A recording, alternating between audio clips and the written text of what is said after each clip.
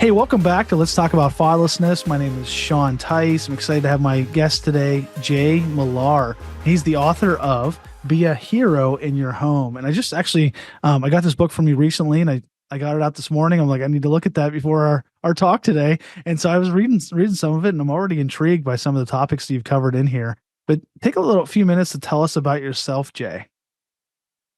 Hey, good morning, Sean. Great to have you, or great to be here with you, and thanks for having me. It's been a pleasure to get to know you and Jackie over the last 2 years in the Fatherhood Commission. And yeah, I mean, proud to have released a book, Be a Hero in Your Home. The subtitle is The Ultimate Playbook for Men to Succeed at Home, Work, and Life. And I'll just back up a little bit and share where that came from. I grew up in a home of domestic violence and alcoholism, so I didn't have a father speaking into my life. And so as a teen and a 20-something, my mom remarried. She remarried a man with a wonderful heart, but he was on his own journey as well and didn't pour into my life. He did show me love and care and concern and presence. But yeah, I didn't have a dad, so I was just trying to figure out my way through life, and it was really frustrating. I mean, I was angry inside. The world didn't know I was angry, but I was angry inside. There was a storm in there, and each step along the way, I was trying to figure out, how do I build a career? How do I go to college or not? I was a first generation college graduate. Joined the military Yeah. to get the GI Bill so I could pay for college because we didn't have any money. Didn't know how to run my finances. Didn't know what a relationship looked like, a good relationship, a good marital relationship, and not only husband and wife, but father son, father daughter. So that's the basis of the book, is just trying to help a man whose father may not be speaking into their life get off to a good start, a quick start. And really, the basis of it, if for those of you who might be seeing this, I know it's going to be audio as well. I've got a University of Colorado helmet in the background, and I was at the University of Colorado when they were playing Notre Dame in the Orange Bowl a couple of years in the late '80s, early '90s, and Lou Holtz was the arch enemy. He was head coach of Notre Dame, but he said something that changed my life, and that was I heard him say something. This is before YouTube. This is before you can just go pull up clips, and I haven't seen it since. I looked for it. I walked by the TV and he said, when I talk to recruits, I tell them that there's the three main things that will change them from where they're at today to where they're going to be 5 years from now is the people they meet, the books they read, and the dreams they dream. And I was 22 at the time. I'd finished my military career. I was a sophomore in college. I felt like I was trying to figure out things on my own, and I didn't have a good guide. Um, and what that did, Sean, is it put me into action. And I said, okay, well, my dad's not showing up. But if I'm intentional, if I get good nutritional value from reading, from personal development, the Bible is a number one personal development for me. And if I find good mentors who can help guide me, I've got uncles. My older brother was just a godsend to me. He protected me and guided me really well. He's 4 years older than me. But if I can find good mentors and read good books and think big, think that my life can be bigger than my family was traditionally thinking about, I got a chance. So it just put me into action, and so I condensed all the lessons I've learned from mentors and books, and put that into a single curated version for a quick start program for men. I love it. I love it. And we've enjoyed getting to know you as well. You were such an encouragement. We were at the event in Georgia together a couple weeks ago, and it was fun to get to know each other. We met you last year, but this year I feel like we were able to really develop the friendship. And so just thankful for your friendship, and just thank you for being an encouragement too at the event recently. So we really appreciated that. And I love your heart for just trying to help dads and help men, and how you're just willing to get out there and do this. Um, I love this title because one of the things that as we've spoken in over 200 churches on fatherlessness, is we get asked at our table. People tell us, they're like, well, they don't get asked. They come and tell us this. They say, I basically grew up fatherless. I had a dad in my home, but I was pretty much fatherless. He wasn't around. And what they're saying is he was mentally, emotionally, or spiritually absent. He might have been physically present, but he was gone. And so your book, I'm sure it touches on that, correct? Absolutely. I mean, I do talk about all the different types of fathers. I had an absent father and an angry father. I mean, my parents Mm. divorced when I was 10, and so then he just wasn't present in the home after that point in time.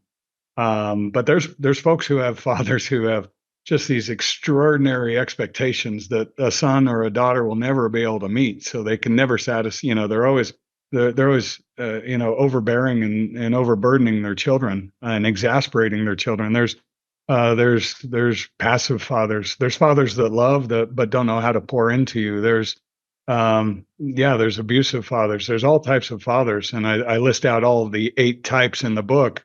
Mm. And I have a heart toward each of those. Mine was absent and wasn't there, and angry at times. But we all come from different backgrounds, and I have a heart to help each of those situations where the father was a little bit different.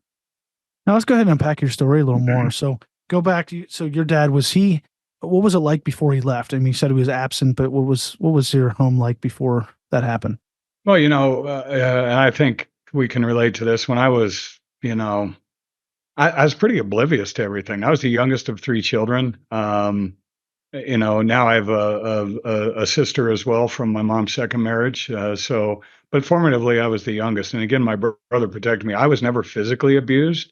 My mom and my brother protected me, and they took the brunt of all of it. Uh, but I thought, things were. I was just a little kid, running around playing with my friends, going to school, love school. And but then, like right near the end, a lot of fights, a lot of Mm. yelling, a lot of anger, a lot of door slamming. And I later learned about a lot of things going on that, just as a 7, 8-year-old, when you go to bed early and you probably miss a lot of the action in the house, right? Um, but there was a time there near the end where it was kind of like walking on eggshells, like, okay, what kind of house am I walking into? And that was the emotional distress.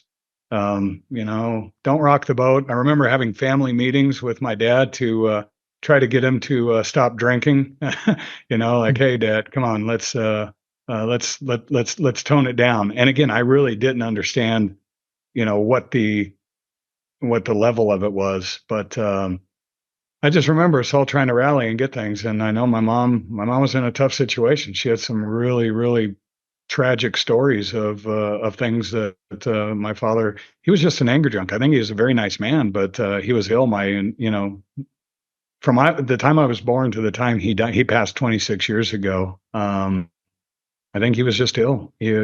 The addiction and the substance abuse. He just never was the man that I hoped I would meet as a father. Now, when he left, did it relieve um, some of the pressure then? It's funny. It did in some ways, but I tell a story in the book about his last night at the house, and it was a lot of yelling. And one of my siblings, I'm embarrassed. I can't even remember which of my brother or my older sister who told me like, hey, mom and dad, they're getting divorced. It's near the end, and I was like, I didn't know. I wasn't tuned in to the big picture of what was everything that was going on. So I had a lot of anxiety. So I was on guard. And that last night that he lived with us, he started attacking my mom, and my mom was locking herself in the bathroom. And my brother walks home. He walks in the door. He was a sophomore or freshman in high school. He just come home from wrestling practice, you know, and he just intervened, threw my dad down, put him in a full Nelson, pinned him to the ground while we called the police. And it was a very, very violent kind of moment, and then the police cars come up, and like some families in the 70s, we had all these mirrors around the house, so it looked like a disco with the lights from outside the window from the police car shining in. And I just remember the police coming and asking if I'm okay. And I remember my dad threatening my brother, saying he's going to get him after, this situation ended. And anyway, so we have this traumatic event. I go sleep over at a friend's house to be safe. I don't know. I think my mom stayed home. I don't know if my dad went to jail or not. But Sean, we never talked about that day again. Really? And that Wow. is just really, that was one of the things I just felt, I felt damaged. I'm like, okay, now the neighbors know about it. They know there's problems here, and what do they think about us? And I always had this myth that they had it all figured out. My neighbors had, you know, in the life before social media, we just had these myths of what other people's lives were like, and we just kind of dreamed that Hmm. they were all okay, and ours was tarnished and theirs was clean, right? Yeah. I just had this myth that we were a little bit damaged and a little bit less than other people, other friends, um, but I think it really hurt me not to be able to put words to that and to be able to talk through that and what did that mean and what happened and what did it mean moving forward, right? And this is in the 70s. So, we didn't have a lot of the tools that we have today in terms of talking things through, mental well-being, counseling. It was just, we just buried it and put it deep in our gut, was how we handled it. So your brother, how much older was he than you that at that point? He was 4 years older. He was 14 at the time. And 14, and so he never talked about it again after that happened to you. We just, yeah, as a Wow. family, that was our mode of operation. Just kind of put your head down and keep Yeah. going. How did So that affect him? I mean, if you don't mind me asking, if you can talk about my it. my brother, Yeah. I think very similar to me. We've talked about it a number of times, but he and I had this burning desire to just create a life that was very different than that in which we grew up. And what a gift, Sean. I mean, if you think about it, I am such a minority, right? Mm, I've had this gift of faith from my mom and my grandmother that I know that there's a God that loves me, who made me special, who knows how many hairs there are in my head at all times. And that's always just been something I just chuckle at. Like, uh, I shed quite a bit. And, he has a plan for my life, a hope and a future. He's got everything planned out. I've always known this loving God, even though I was in an abusive environment. Right. And I yes. think I'm rare there. Yes. Um, Mm, my brother was a little different. He had a little bit different faith journey that he came to later in life, but I've just had this unique gift. So, but we had this jet fuel just to create an environment exactly opposite that one in which we grew up, is makes what sense. my brother and I share. And I know you've got a ministry for single moms, and um, my sisters, my older sister, and then subsequently my younger sister, I think they just took it very differently. I think it wounded them in different ways than it did my brother and I. Talking about fatherhood. So you had said you had a time where you woke up when you were a dad and you were like, "Hey, I need to do better." Is that what happened for you as a pivotal moment? Well, no, the pivotal moment. I start off the book with this, and I'll share the story. It's well, first, if you read it, read the endorsements. Be a Okay. hero in your home. I was like, who else?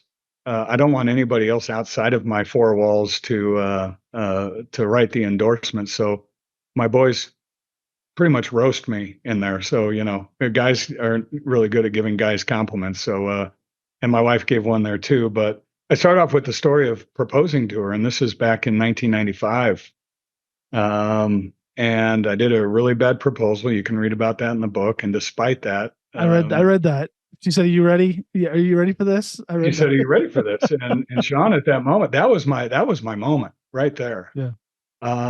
Because I froze, and unfortunately I wounded her a little bit there because she thought I was doubting her. And men, if you're proposing to a girl this holiday season or any time of the year, not a good idea to freeze when she says, "Are you ready for this?" Right? It's a very inopportune time. But and that was the moment I realized. I was like, man, I have this burning desire, and this is the jet fuel I was talking about that my brother and I have. Um, I want to be a good husband and father, but I don't know what that looks like. I have a deep, deep desire. I want to build a career and provide and take care of my family. I want to be able to manage my money well. My parents had both filed for bankruptcy multiple times, so we always had money stress. My dad didn't have a friend group. I didn't know what, building a good community of men just to love on you and to protect you and to guide you and to mentor you. And that goes back to that Lou Holtz quote. Um, and I didn't know how to self-care. I was worried about, is substance abuse. I mean, it's in my family. Is that going to be a problem for me? And how can I avoid that? So all of these things flashed through my mind during that day, that July 23rd, 1995, when I proposed to her. And, that really got me focused on the journey of, I knew then I wanted to be a good dad, but I had to figure it out and I had to start being very intentional about it. Hmm. That's so good. So, what made you decide to write a book? I mean, I read on the back on your thing that you had a coaching program. Was that the book kind of driven out of the coaching program? Yeah. So what happened was, and this has all grown organically. I've been in part of men's groups, and I've mentored a lot of men. I mean, some of it's very specific, like in our men's groups, we have guys my age, we have guys older than me, we have guys younger than me, and there'd be some guys who are like, yeah, I'm looking for a job, I'm interviewing, right? And I've got a skill to teach interviewing. Here's how you can really rock the interview.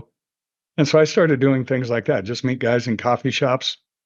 Hey, you got an interview 2 days from now. Let's get ready for it, right? Let's Mm, walk you through it, put together a plan, have an approach, be confident, walk in with a little swagger, and just like, hey, I'm a valuable asset, right? Not humble, but confident, right? So it all started with that, and then my nephew, he said, Jay, I'm kind of, Uncle Jay, I'm struggling with some stuff. So we'd go to a coffee shop and we'd meet once a month and we just talk about different things, right? Relationships. I mean, I'd start pouring into him like I had, learned myself.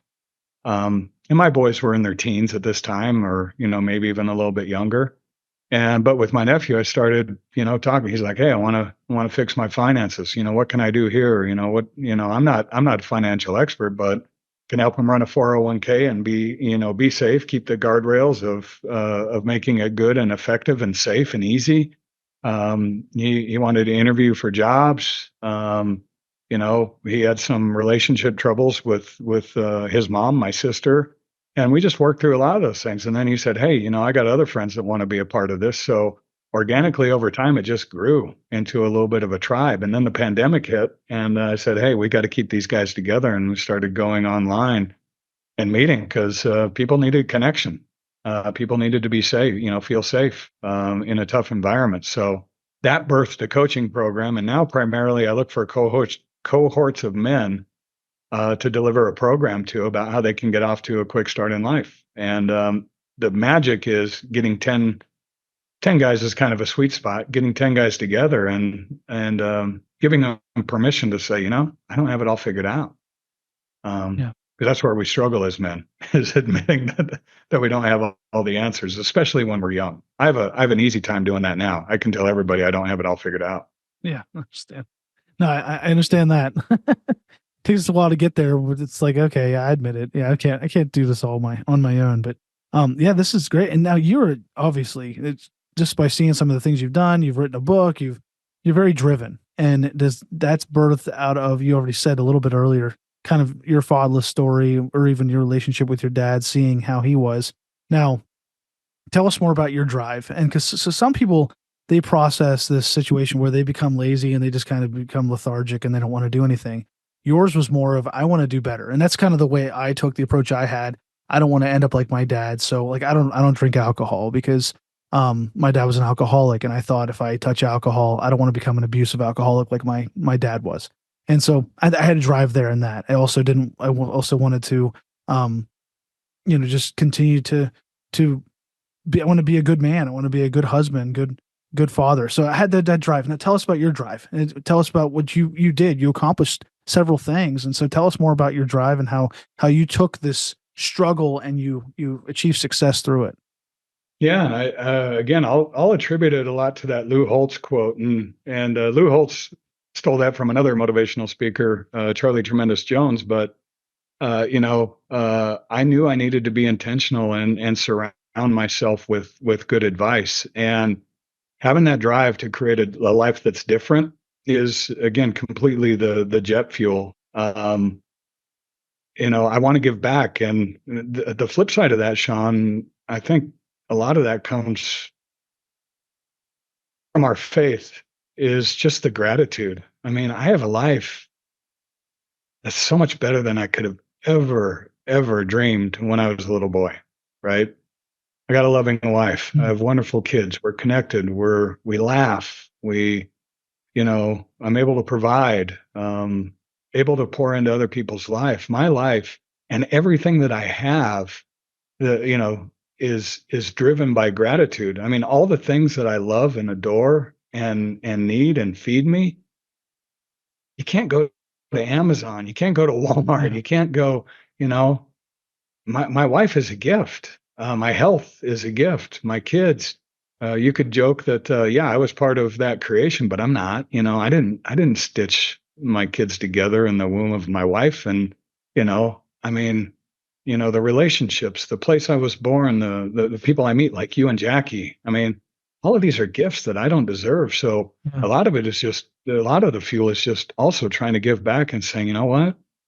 I don't deserve any of this Yeah. great stuff that I have, and I want to help others try to find their way somehow, along whatever path, whatever journey they're on. Some people I meet are just really angry, and they had a really poor father experience.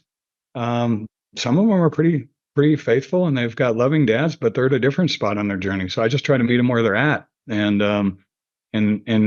keep going in the right direction. Now, tell us about the military. I see the logo behind you. And how did that help shape you? Because you're growing up fatherless, a lot of guys will enter into that, and that helps turn them into a man. Did that do that same thing for you? Oh, absolutely. So there I was. I was 18 years old, and I was going to be a first generation college graduate in my family.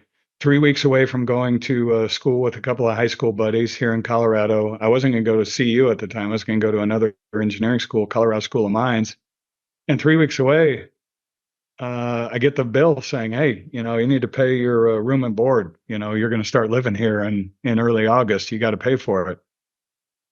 And I had this we had this plan as a family. My grandfather was a insurance salesman, so the plan when we were born in the '60s was buy whole life insurance policies and pay the premiums. This is a terrible plan. Don't do this today, but this was the plan. And then when you go to college, cash in the whole life insurance and pay for college.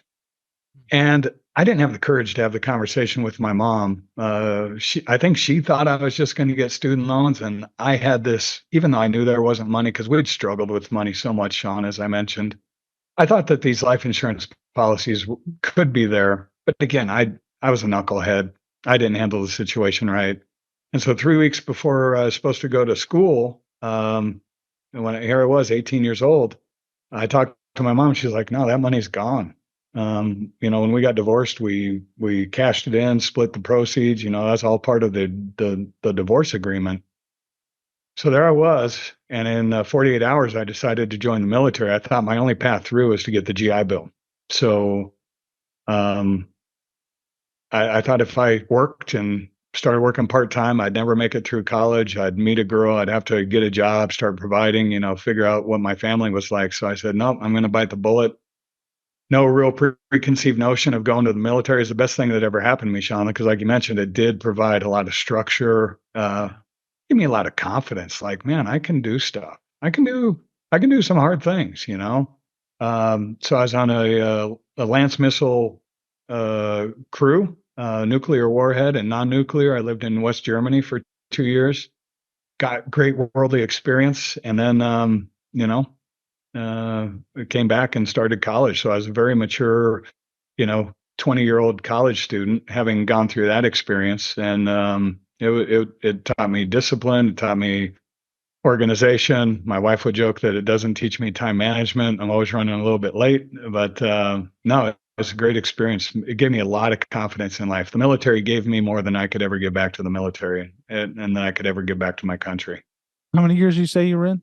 Or did you I was only in 2 years, so two yeah, years? Okay. my goal was to get to college as quickly as Yeah. possible. They gave me some options, and ironically, learning how to shoot a nuclear warhead is one of the easier things to train. So Wow. it was very short. You go into some programs like electronics that take you a year to get trained, and then you have to stay in, another 4 years or whatever after that. But it only takes a couple of weeks to launch a nuclear warhead. Well, thank you for your service. Hey. This was in good hands, right? It was in good hands. I was really angry about it. Here I was doing push-ups in the dark at 5:30 a.m. while my friends were at college learning things that they wanted to learn, meeting other people, meeting girls, having some Yeah. beers. They were having fun, and I did not think life was fair. I was kind of upset in the moment that my journey had been detoured a little bit. Yeah. Wow. Well, hey, at least it turned into good. So what happened then after that? You went to Colorado University then, right? University of Colorado. What Yep, degrees I did got a you end up? degree in got a degree in physics, and then I got into technology and a little bit of software at a company called Storage Tech here in the 1980s, 1990s.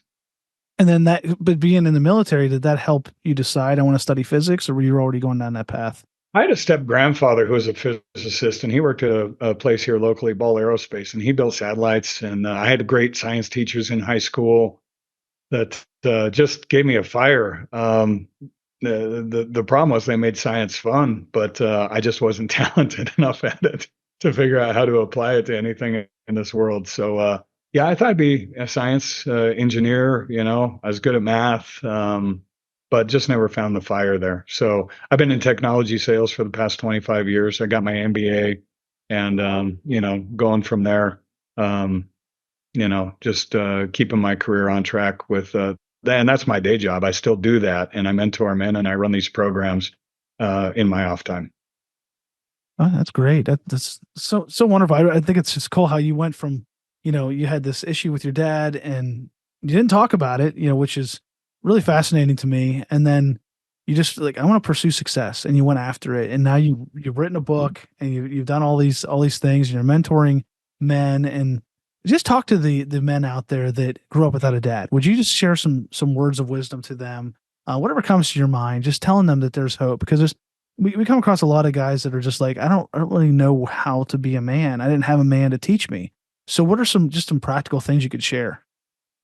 Yeah, some practical things I would pass along are a couple things. One, I mean, find there's earthly men that you will see, and if I have a super if I have a skill, a superpower, I think I can look around a room, Sean, and I can say, who do I want to be like? Mm, And then I will go and approach that person and say, you know what? I saw that you were talking about this in business or that with your family. Can we go grab a cup of coffee? So my encouragement to men would be intentional about finding men that you want that you aspire to be like, and just have an open conversation. I think anybody is willing to help you out. I think that's the way we're wired as humans. Second, your real father is, and this is this is your ministry, Sean. God is my dad, right? Heavenly Father is your father, and that is the best example that you can see of grace and truth mixed in to help guide you along a path, keep you safe, keep you happy, keep you joyful.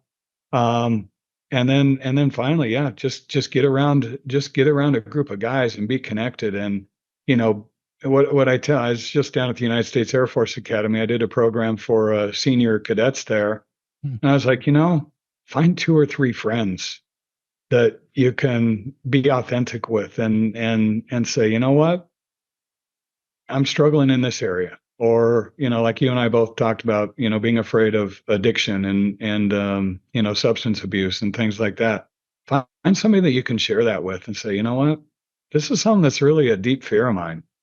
And, support each other and figure out ways just to keep yourself safe. And have a good friend that can kind of grab you by the back of the collar if you're walking down a dark alley, and try to keep you safe. It doesn't always work. Sometimes people want to go down that dark alley, but have a friend and a guide that's going to keep you on path. So I, surround yourself with good friends. There's nothing more important than that, and make sure you're intentional about that.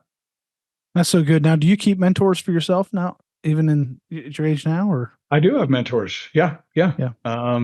Reach out. I've got folks I meet with regularly. Weekly. There's folks I meet with. Ad hoc. I used to think I'd have this Yoda mentor, like the one end all be all. And what I found out is, it's